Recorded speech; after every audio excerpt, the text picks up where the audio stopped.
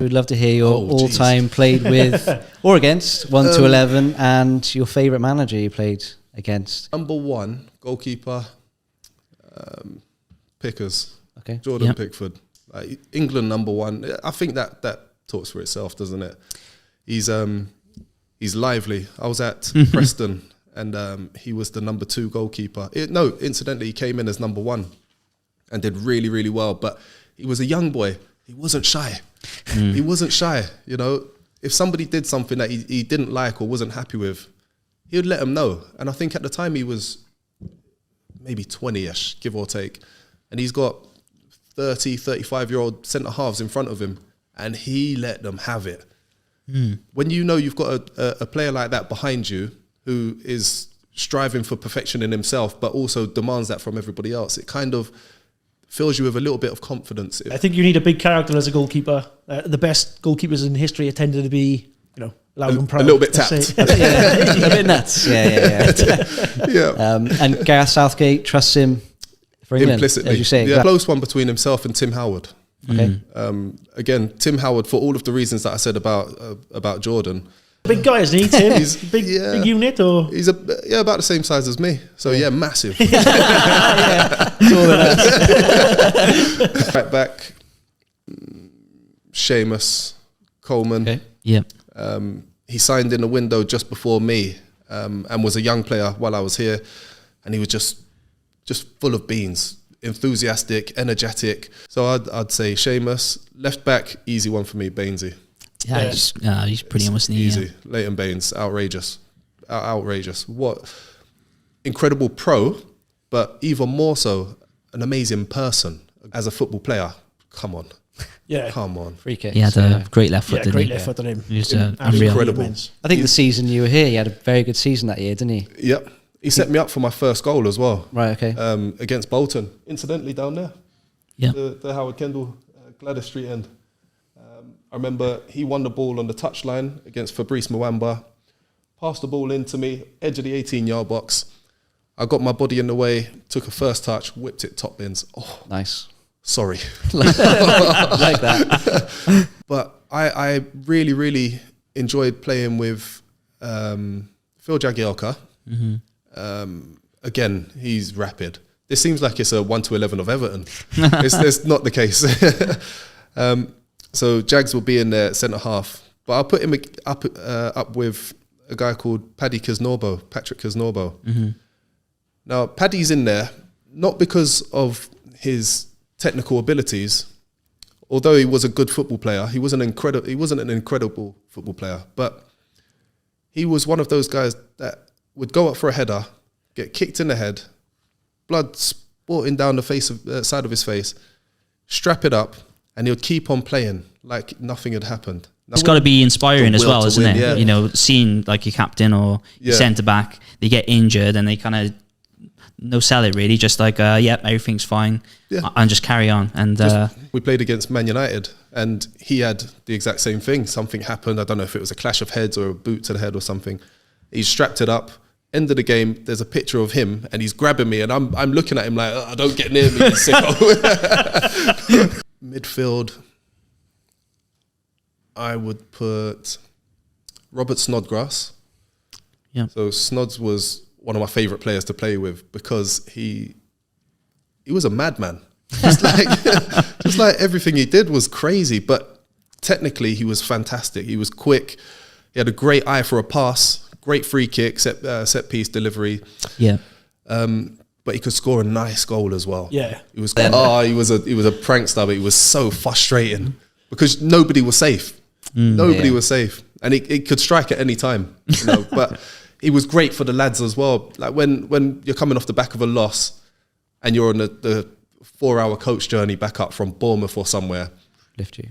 He's that one that will pick you up and give you that energizing boost that you miss and you need. On the left, Lloyd Dyer, okay, Leicester City. Rapid. I was going to say, yeah. Like I was quick. In my time, I was quick. But Lloydie, I've never seen anybody move and shift as quickly as him. He was like Aaron Lennon. So from a standing start to to top speed, he'd get there in no time at all. Absolutely lightning quick. Cool guy as well. A little bit scary, I'll be honest. A little bit intimidating. But so down to earth. When you get to know him, he's a proper nice guy. Tim Cahill. Oh, yeah. Just because of his timing. Yeah. His timing. He scored some big goals, didn't he, for the club? Arriving into the box late, isn't it? And just... But like, for somebody, like, he's not short, don't get me wrong for a second, but for somebody that's not over 6 feet tall, his bravery, his timing of getting up and winning headers, left foot, right foot, incredible in the air with his head, but great guy off the pitch as well. Mark Davis, Bolton, during my time at Bolton, he was really unfortunate with injuries. His knee, he had really bad knees, but when he was fit, I saw him play and train for maybe about 4 or 5 months. No longer than that because of the injuries kept on creeping up on him. But the way he drifted with the ball, it was like the ball was stuck to his boot. And it sounds silly, but like I'd been around and played with and against some incredible footballers. But to see him with the ball at his feet, playing with a smile on his face, I don't think I've seen anybody that kind of level. He was outrageously good. Yeah, some players have got their own styles, haven't they? And that's one of my world-class definitions, actually. You've got to bring your own style to the game and implement it. And that's exactly what he did. That's what he did. I'll move on to forwards. Yeah, so I'll stick with a 4-4-2. One of my favourite ever forwards to play with, Luciano Becchio, during my time at Leeds. Outrageous. So much fun to play with. He didn't know English very well when he moved from Barcelona B to Leeds United. So being a strike partner, I thought it would be a nice thing for me to do, to take him under my wing and teach him a little bit of what we do over here in England, sunny England. And I taught him a little bit of English. So, I had some fun. All the best words, I bet. And some. And then up top with Louis Saha. Oh, yeah. Mate. He was at Fulham, Manchester United, Newcastle, like the French national team. The way he conducted himself, the things that he did, the way that he did them, the movements that he made, everything was methodical.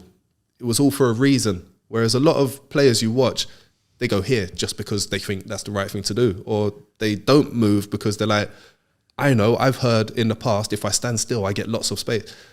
You have to create your own space in different moments and different times. But watching him, I understood how to do that. He was unbelievable to watch. So I found myself almost stalking him for the first 3 or 4 months that I was here. But incidentally, we were here and we played against Blackpool and we beat them 5-3. He got 4 of them.